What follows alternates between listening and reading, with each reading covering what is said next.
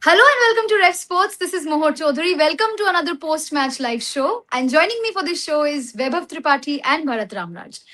Obviously, Punjab Kings once again assert their dominance in their last game before the playoffs, and are very much still alive in the playoffs race.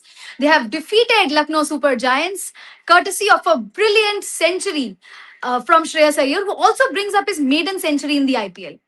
Of course, we have to talk about the qualification scenarios, two other teams are also eyeing the number four spot. So, without wasting further time, Vaibhav, explain the qualification scenario to our viewers for Punjab Kings as well as for the other two teams that are set to play tomorrow. See, the equation is very simple. One spot is only up for grabs, and it will be decided tomorrow afternoon. I think by tomorrow afternoon, by the time tomorrow afternoon game will end between Rajasthan Royals and Mumbai Indians, which will be played at the Wankhede Stadium. I think by evening we will have a clear cut idea as to which team is going, because see, with this win, Punjab Kings have bolstered their chances of qualification. Obviously, it depends on Rajasthan Royals and MI match. If Rajasthan Royals loses, then it is Punjab Kings who will go through. I will just tell you why. Because the Yeah. net, even though KKR, even if KKR wins, then also they will equal. They will tie with 15 points with Punjab Kings. But what will favor Punjab Kings is their net run rate. They have a superior net run rate than Kolkata Knight Riders, and it will take Kolkata Knight Riders, like we were discussing yesterday about Sunrisers Hyderabad. It's an improbable task. Once in a blue moon, these games happen when it's one-sided affair where you win by more than 90 100 run margin or a 10 wicket victory. This happens very rarely, or you finish the game inside 15 overs. So that will become an equation for KKR, which will be improbable for them, even against DC playing at their home ground. So KKR, it is safe for me to say that KKR are all but out of this tournament. They have been eliminated, although they don't have that E as of now, but they are eliminated. Also, Delhi Capitals are also all but out. So it leaves Rajasthan Royals and Punjab Kings. If Rajasthan Royals loses, then it's Punjab Kings who are going through. Absolutely. So we have to keep our eyes on tomorrow's game as well. But Bharat, it was mission domination from Punjab Kings all the way today. And of course, we have to talk about the skipper leading from the front exactly when it mattered the most. In the pre-match live, we were discussing Shreyas Iyer, his form, and the fact that he has looked a little rusty at the crease. But today, he came around exactly when it mattered the most. And how would you assess skipper Shreyas Iyer today? Yeah, as one noted, first of all, I think toss helped Punjab Kings to some extent because they have an underachieving bowling attack. So they bowled in conditions that were slightly better for pace bowling up front. Yes, Shai Sai played really well. Isaban was a clutch player. We have seen it in the world of IPL as well against Mumbai Indians last year Yeah. when they needed someone to come good. It was Mr. Shai Sai who did really well with that game-breaking innings. So today too, he played brilliantly. I think he made small changes to his game as well, based on what I've noticed. It seemed as if in the previous games, as I noted, his back foot was staying somewhere around leg stump, outside leg stump. Today, it seemed as if his back foot was more around middle stump. I think that is what kind of helped him to get through that power play overs, because it was in the power play overs that Shai Cyrus had a problem. Every single time over the last 3 4 games, Punjab Kings have been losing wickets up front. Couple of wickets today too. They lost at least couple of wickets up front, Yeah. 1 or 2 wickets up front. So that is where I was very interested in. That is where I think he made a slight change to his technique, which helped him to get through that power play overs. And after that, I think he's pretty much understands how to pace an innings. He has those gears where he can go up and down those gears, and that is what exactly he did, and also ensured that Punjab Kings net run rate would get even better, because right at the end it felt as if Punjab Kings were looking for those quick runs which they got, and they were able to chase down the target with 2 overs to spare. So yes, credit to him, first of all, for playing this kind of an innings when Punjab Kings were under immense pressure. And secondly, as I noted, he did make that small tweak to his game. A lot of Hmm. batters are very stubborn. Even in modern times, even if someone says you are struggling against moment, they don't necessarily change their games. But I think somewhere you have to give credit. Maybe it came from Ricky Ponting, maybe it came from someone else, that kind of an advice. But yes, a lot of credit to him for making that small tweak to his batting method. Absolutely, and it worked wonders for his team. But Vaibhav, Bharat just now mentioned about Punjab Kings losing wickets early on. I mean, Prabhsimran Singh played a brilliant knock, I would say, perfectly complementing Shreyas Iyer, good partnership. But what is going wrong with Priyansh Arya? In the last two games, he has registered back-to-back ducks, and even if you look at his previous games, he has not been able to stay for a long time at the crease, and that's not what. This is not the Priyansh Arya that we have seen in the first half of the season. What is going wrong with him? I think bowlers have, last year it was his first season, and he came in, and then a lot of bowlers there, a lot of video analysis must have went through between the seasons how to plan against these kind of batters who like to take the bowling on, first ball six. Obviously, they haven't figured out how to dismiss the Vaibhav Suryavanshi from last season, but they have certainly locked in a weakness of Priyansh Arya, and it is very simple. If you are a right arm seamer, go around the wicket and bowl a bouncer around his head area. If you are bowling a well directed bouncer, it has worked really well this season, and bowlers have they got their plans right. If you are bowling those lines, body lines, and it's not just about bouncer, it's the line of the bouncer that matters. If the line is away from the batter, then it will allow Priyansh to free his arms and maybe carve it towards point or third man, so it can happen. But if you are a bowler, right arm bowler, then if you are going from round the wicket and then darting it in, and it is reaching his head height, there it gets it. While pulling is what I have observed, because he doesn't hook a lot of balls, he doesn't play that shot a lot. But when he tries to pull the ball, he gets into an uncomfortable position. He doesn't really get into a nice position, which was the case used to happen with Shreyas Iyer. Shreyas Iyer was considered as a poor batter of short ball. That's why a lot of bowlers, whenever Shreyas Iyer used to walk in, they used to have a forward short leg as well, just to bounce him out. But now he has worked out. I think Priyansh Arya also will work out. He's very young.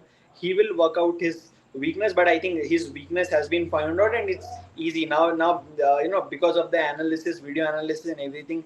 It's very easy to find out the weakness of the batters, and but again, it's about the execution. Doesn't matter how well you plan off the field.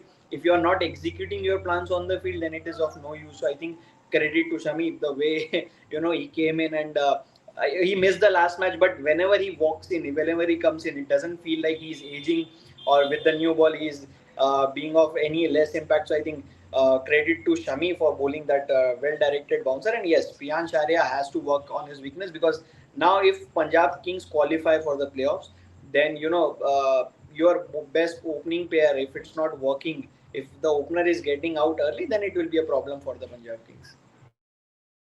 Absolutely, perfectly put. Bharat, since we are discussing Punjab Kings, I mean, a certain bowler has been making the talks, as I was observing on social media, and obviously, I mean, and it's Arshdeep Singh, because of his inconsistency. And we've been discussing this for a long time, and even today, he looked very off color. Even the lengths he was messing up the line and lengths.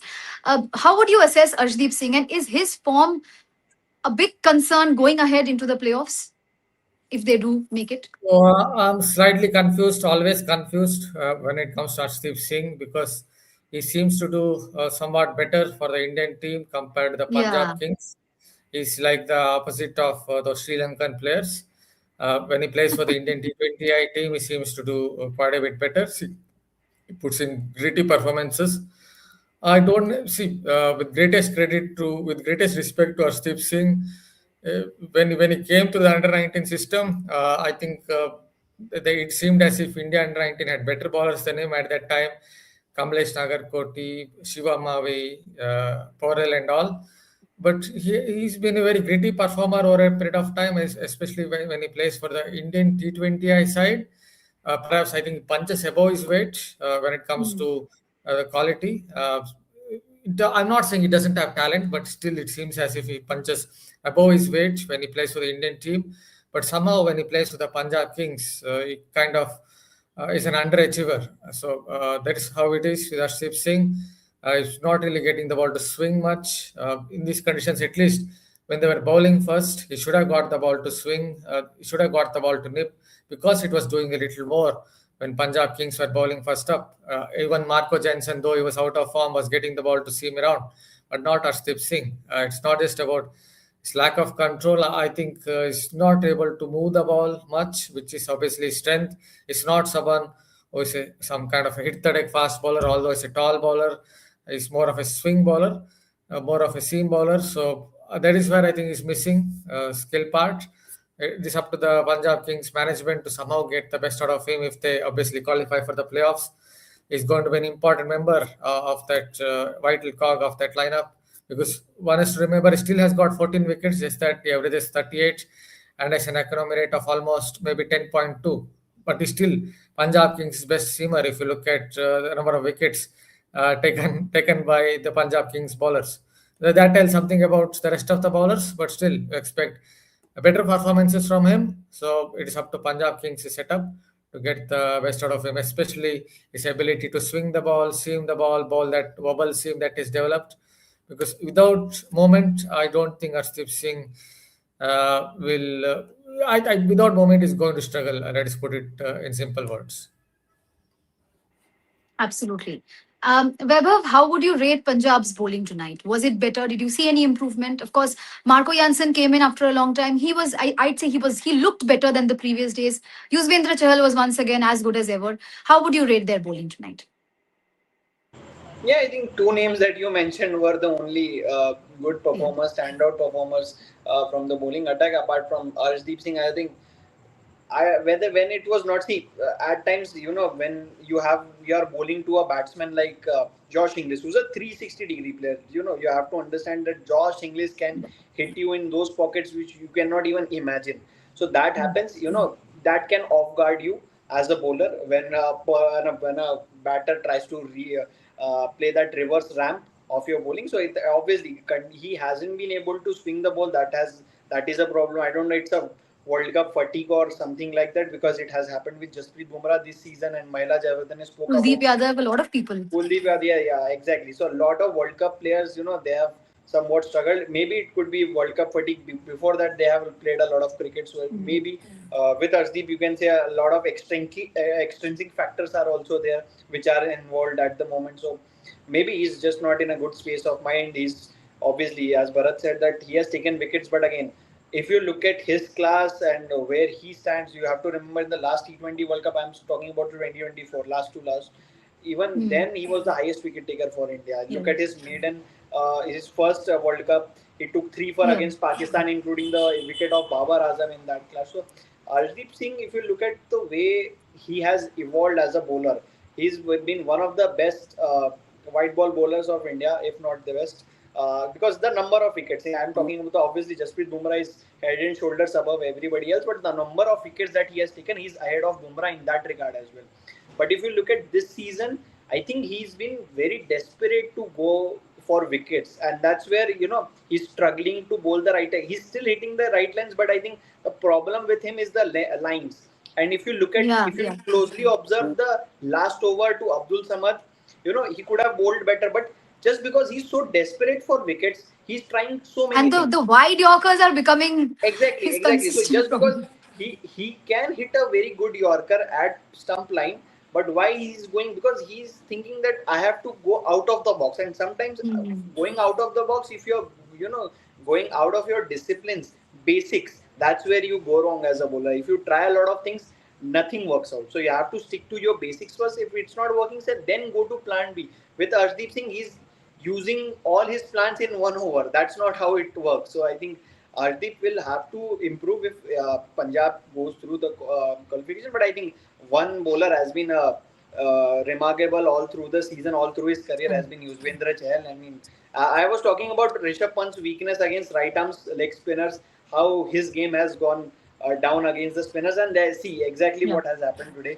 Nicholas Pooran again very disappointing, but I think for LSG, again Ayush Badoni playing that knock, Abdul Samad playing that knock, and these two batters have sit most of the tournament out. So you have to understand where LSG have gone wrong. So LSG also have to understand that they see, if you look at Abdul Samad's domestic record for Jammu Kashmir this season, he was the standout batter for Jammu Kashmir in their title run. So you have to give that player confidence. Abdul Samad is a very good batter. If in future you will see a lot of good performances from him at 6-7. Is that kind of player. Same with Ayush Badoni. Look at what Ayush Badoni can do. That's why selectors are keeping him in the loop of things when it comes to white ball cricket. So from LSG's point of view, they again it has come down to the strategy. They were very poor with their selection. Even when Matthew Bredsky was available, you didn't pick him. So I think a lot of things to ponder upon for LSG. But for Punjab, at least Marco Jansen coming back to form, I think was the greatest news for them. If they qualify, then Marco Jansen's form in Mullanpur, because Marco Jansen has bowled a lot in Mullapur, so it will go well with them. Absolutely. And Vaibhav brought up two very important points. And of course, I meant to ask this next to Bharat. Of course, we have to talk about LSG as well. They are eliminated, but of course, we have to mention the names. Ayush Badoni, once again, he came in. He played a very good knock. Look at the strike rate, look at the shot selection. What made them I mean, what was the logic behind not letting him in the playing 11? Why was he sitting out all this while? He has good domestic records in recent times. He was made to open in one game. He did well. However much he played, he was He doing is well. Delhi's Why captain. did they? He is Delhi's Yeah? captain. Yeah, He is yeah, yeah, Delhi's yeah, captain yeah. in domestic cricket, and Yeah. all this while I was wondering if he has got injured or what, because never LSG No. dropped Ayush Badoni ever since he made his debut. This is Yeah. the first season where he got dropped. And that's baffling, Bharat. Why would someone do that? What is your explanation? Explanation, I have not studied rocket science to tell what exactly happened behind the scenes at Lucknow Super Giants. That is what I would say about that setup, because even in the pre-show, I was kind of struggling to tell why are they making all those changes as openers. So that is something that happens, I guess, when you start losing, when you have too many coaches, too many mentors in the setup. Everyone is thinking differently. So maybe that is the reason why they have made so many changes. See, someone who has played those quick fire knocks, Ayush Padoni, the only small criticism against him is he doesn't really convert those quick fire knocks whenever he gets those 30s, 40s into Yeah. score of substance. But still, he should have played a few more games. That is for sure. And something very similar I said about Matthew Bretska, because he didn't play a single game. I honestly thought somewhere I kind of forgot in between that he's a part of the LSE setup, because he's someone who's a very, very good talent. Watched him in the Under-19 World Cup way back in 2018-19 when I was covering a little bit.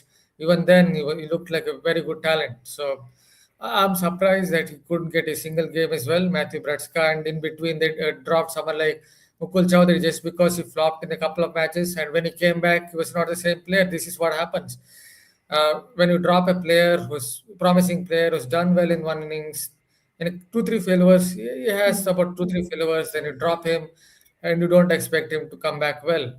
So that has been the case with LSG, and you can extend it to Ayush Badoni. I just go back to the same point. I wish I had studied rocket science. Then I could have explained to you about all these changes, all those chopping and changing that LSC have done this season. Perfectly put. We are not familiar with rocket science. But Vaibhav, we were talking about PVK skipper. But on the other hand, if you look at the other skipper throughout the tournament, I think other than that one game against SRH, he has not really been able to stand up for the team at all. Even today, he had the perfect chance. There was no pressure. Josh Inglis was doing his job perfectly. He could have gotten those runs, but he was not able to time the ball. He could not accelerate. I know we should not really rely on just IPL performance, but at this point in time, standing at this point in time, Rishabh Pant in the white ball setup, is it looking very, very difficult in the near future?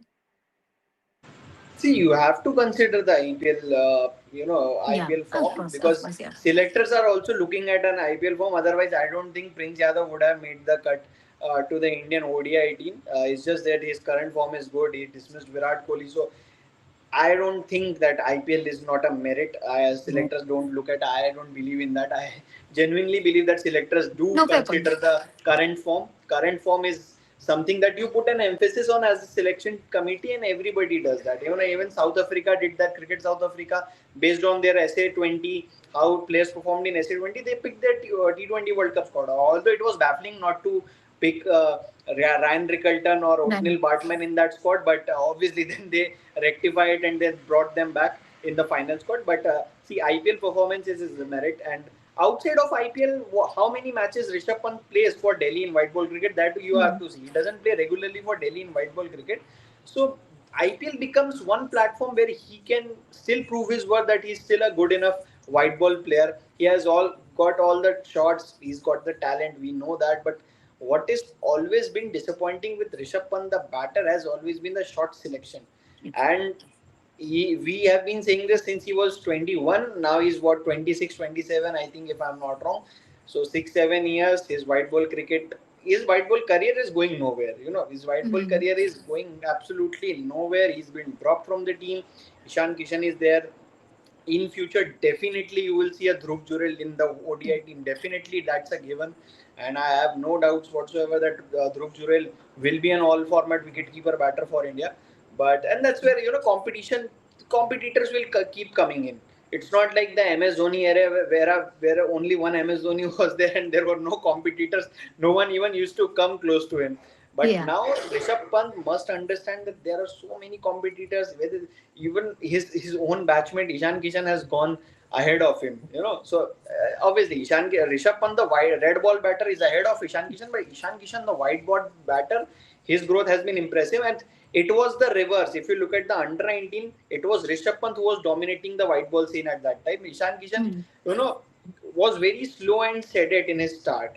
The way Ishan Kishan has changed ever since he joined Mumbai Indians that 2020 season where he was standout batter, from there it has been a different Ishan Kishan altogether. So I think Rishabh Pant, he needs to understand. I know he must not be in a good headspace right now, given what happened to him. He's been demoted from the Test captaincy. He was dropped from the Vice ODI captaincy. squad. So yeah, he was dropped from the ODI squad. So I think the problem with these cricketers with Kuldeep Yadav, Varun Chakravarti, Rishabh Pant, to name a few, if they are not in a good space of mind, then that's where they don't get the best out of themselves. That's where they don't perform. So I think it's very important for Rishabh Pant to go again back to, I think he was working with Yuvraj Singh. Go back and work with Yuvraj Singh, work with a lot of people, improve your game, and then come back. You are still a good enough player and you have a long career. You still can make a comeback in the one day team. Why not? Why cannot Rishabh Pant do that? But it's just that Rishabh Pant needs to understand it's high time he also must hear the voices in his head that he should calm yourself a bit. And why, when you are picking the bowlers, make sure you pick the empty pockets, not the fielders. That's all Yeah. Rishabh Pant needs to do. Otherwise, he's fine. He's a fine player. Absolutely. Bharat, Arjun Tendulkar played his first game this season. I mean, I think the first over that he bowled was really good. Some of the North Yorkers he nailed really well. But how would you assess his performance today? I know very early to say first game of the season, but still. Oh, I don't know to what extent I can dig deep on Arjun No, no. Tendulkar Feel being the free. son of Sachin Tendulkar. Yeah, there are a lot of emotions. There are a lot of emotions riding with Arjun Tendulkar. See, let us put it in this way. See, Arjun Tendulkar bowls at around 128, 130 kilometers per hour. For his height, he's about 6 feet 4 inches. I genuinely believe he can make better use of his height. You look at someone like Mohsin Khan, 6 feet 5 inches. His release point is very high, so he maximizes his height. If you look at Arjun Tendulkar, perhaps he doesn't really maximize his height with his action. Perhaps there's a little bit of work with regard to how he gets that momentum through the crease. But yes, it was a very decent bowling performance overall today. Considering the fact that the wicket got better for batting, I think in the second innings it got better for batting and a catch was dropped as well. It just kind of bowled within his limitations. Didn't try anything. Didn't try to experiment too much. Just kept it simple. Yes, couple of short deliveries. He perhaps didn't have tried. Yes, I understand. He tried it maybe because he thought that Shai Sair is not a great player of short ball, but still, for at his pace, perhaps he didn't have tried it. Still, it was a very decent show. Hopefully, he will get a few more chances, and hopefully, he will improve, upgrade his game, and also take more wickets in domestic cricket because he went through a very barren patch during the 2025-26 domestic season, where for 5-6 games He didn't take a single wicket. See, if you put in good performances, you will be noticed. You will be observed by the selectors, by the upper echelons of the world in the world of IPL. So the best way to do it is to score runs, take wickets. So maybe next season he can do that in domestic cricket. Absolutely. Now we'll take some comments from our viewers. Fitmonk is saying, commit the yar, commit the man. Heck of a knock from Sarpanch Saab. Of course, I mean, absolutely confident. Devayan Majumdar is saying RR should go through. Vaibhav, do you think RR will go through or will PBKS have the last laugh? See, tomorrow I think they are going with their full strength squad. What I have been hearing is Ravindra Jadeja will be fit to play. Then it again, obviously Ravindra Jadeja not the peak of his powers when it comes to T20 cricket, but still, in crunch games, we have seen it in the history that what Ravindra Jadeja is capable of doing in crunch games. So again, an experienced batter coming, I think Rajasthan Royals have got a very solid team. If you look at even the changes that they made last in the last game, it made a lot of sense. Bringing in somebody Sushant Mishra who has taken a lot of wickets in domestic cricket. Then sticking with Yashraj Punjab, him getting 2 wickets, gaining a lot of confidence from that performance. I think they are in good stage. It's just that am I batting? If RR has to win, MI batters will have to have a off day because with MI batting you are never sure if a Surya clicks, Rohit clicks, or all of the batters clicked all together and they post something 200, 220 plus, then it becomes a thing which will be problematic for RR to chase. I am not saying that they can chase last game they did so, but the thing is it's not always Vaibhav Suryavanshi or Yashasvi Jaiswal who will play that long innings. Then you have to rely who's going. Yes, Dhruv Jurel has scored runs. Riyan Parag has scored 50s. His second half has been really good with the bat. But again, if you are in a must-win game, if you are chasing 220 plus, then it becomes a problem. Or if you are defending something 160, 170, so it becomes so. Tomorrow's game for me all depends on how MI bats. If MI bats very like they have been doing this season, I think then it is RR. If MI batting first they score under 200, then I think it's RR. So it all depends on how MI bats tomorrow. But I also think that RR should be favorites to go through. If they don't, then obviously we have a Punjab Kings waiting. Absolutely. Devayan Majumdar says once again, Bharat, that LSG has had a forgetful season. Franchisee should introspect carefully. Possibly overestimating Pant in T20s is not working. Few things are not right overall. Only take away Prince Yadav. Your thoughts? Only take away That's Prince it. Yadav. Actually, I will just continue with what Vaibhav says and then come Yeah, back yeah. to this point. Okay. Because I'm getting a kind of gut feel. I don't know what kind of a gut feel is that RR will suddenly botch it up, and stars are aligning in PBKS's favor. Somehow, I'm getting that gut feel. Not much logic, but I'm kind of getting it.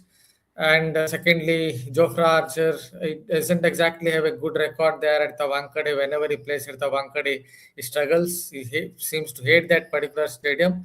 So if he doesn't fire, suddenly RR's bowling lineup doesn't look that good. Yes, coming back to LSG, see, uh, if I have to talk about LSG, I think you both will start sleeping because it might take me 1 hour to talk about them because there is so much to talk Definitely. about I know. them. There's so much to talk about them that We'll do a something else. separate show on LSG. We'll do a Separate separate show on LSG show. LSG and then we'll give you 15 minutes. This is just a job. Who knows what might happen? This is obviously I'm looking at something else in the film industry. Somewhere before the 1990 movie that Dil released, Amir Khan did so much of mischief that Madhuri Dixit took a stick and started chasing him around the park. This is just for fun. And somewhere, I think if I start talking about LSG, Mohar will do the same here. Bharat Because and I, his filmy That's the references. that's the best analogy that you have brought in this particular. The best Best analogy. one. anyway, coming back to this, I'll just keep it short in 1 minute. See, there are a lot of things have gone wrong with them. The only thing that I guess has gone right for them is their new ball bowling. Their new ball bowling has been very good, but even when it comes to their pace bowling, somewhere in the middle overs, they've struggled. They have made too many changes. chopping and changing, top of the order, middle order, whatever order, even lower order, because Mukul Chaudhary came in, went. So everywhere you see changes. Even the bowling department, you see changes. Someone like Digvesh Shetty, who did really well last season, has struggled big time. He looks like a slow medium pacer in 2026. They're playing him like they're basically opponents are playing him like that. This is not a joke. This is actually serious. Opponents are playing him like that. So nothing really is going well for them, and their captain, as it has already been noted, is perhaps currently not suited to T20 cricket. I've already talked about a small technical problem with him. I think his bottom hand is not exactly in sync with his top hand at present. So, and too many coaches. So I think there are problems everywhere, and it will definitely take till 12:30, at least 12:30, if I'm going to talk about it. Then obviously, as I noted, something similar will happen to what happened during the shooting of Dil. Oh God. Okay. Host has Great given a reference. host has already the moment Bharat said 12:30. Host said no, No, no. not happening No, tonight. no. Vaibhav Taragi saying just compare Shreyas Iyer and Pant as a leader this season. Not even a single knock Pant delivered when LSG needed the most. I think we have discussed Pant in detail. But the last question from me, Vaibhav, before we end the show, about the LSG openers. I mean, Josh Inglis was quite, I mean, he was the talk of the town in social media for a lot of reasons. I mean, we know the stuff. And obviously, he was playing against his former franchise and he did really well. How would you rate Josh Inglis? And what about letting Arshin Kulkarni open and he once again scored a duck? How are you looking at this opening See, combination? Arshin, you have to, if you are giving opportunities to youngsters, I have no problems. I remember Yeah. a certain Ruturaj Gaikwad in 2020 when he didn't start off well, but CSK kept on backing him just because they wanted to try him whether they can retain. And then all of a sudden, Ruturaj Gaikwad scoring three back-to-back half centuries, and then 2021 season orange cap winner. So that's how you develop players, by backing him. Arshin Kulkarni is a very good talent, and if you look at his record for Maharashtra last season, he did really well, scored centuries, batting with Prithvi Shaw, he did really well at the top of the order, and that's where his position is. But obviously under 19 was not where he was batting, but now in domestic cricket he's batting at the top of the order. So I think that's where his position is. But obviously it will take some time for him. Only a few players get in the IPL and they start doing well from day one. Not everybody is a Vaibhav Suryavanshi that you will smash a 6 over cover of Shardul Thakur's first delivery and make a mark. It doesn't happen like that with all the players. So I think Arshin is a fine talent. Just you have to back him. But yes, Josh Inglis coming to him. I think whatever matches he played, I think he has scored 3 half centuries in this season in 5 innings. So yes, he proved his worth. But again, it was always about his availability. That is, he will only be available for 5 games, I think. So that was the question. But for a long term, I think yes, Josh Inglis is again, as I have already mentioned, that he's a 360-degree batter.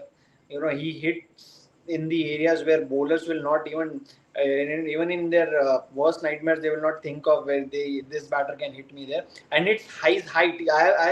I remember the way he took down Jasprit Bumrah at the Wankhede last year.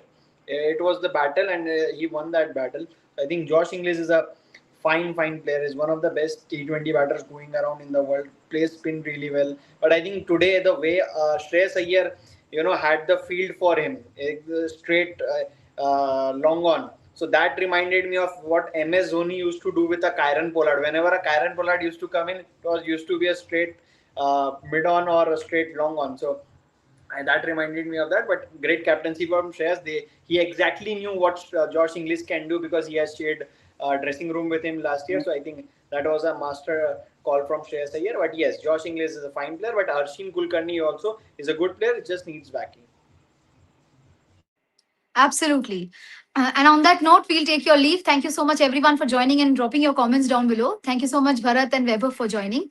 Do not forget to join us tomorrow because we'll have on ground reporters from Mumbai as well as from Kolkata. I mean, I'll be there covering the Kolkata game. So do not forget to watch our lives then. Join us then. And of course, thank you so much for joining tonight. And stay tuned to So Red you can Sports. Keep listen your eyes. to more Yeah. stories from Hollywood as well. Yeah. Yeah. And you can also listen to more stories from Hollywood. Just joking. That's all. Okay. Sure. Sure, KKR I Brigade guess. will not KKR Brigade will not sleep well tonight. That's for sure. Yeah. Of course, KKR fans are going to have a tough night, I guess. But on that note, we come to the end of our show. Thank you so much for joining, and do not forget to join us tomorrow as well. Thank you so much, and good night.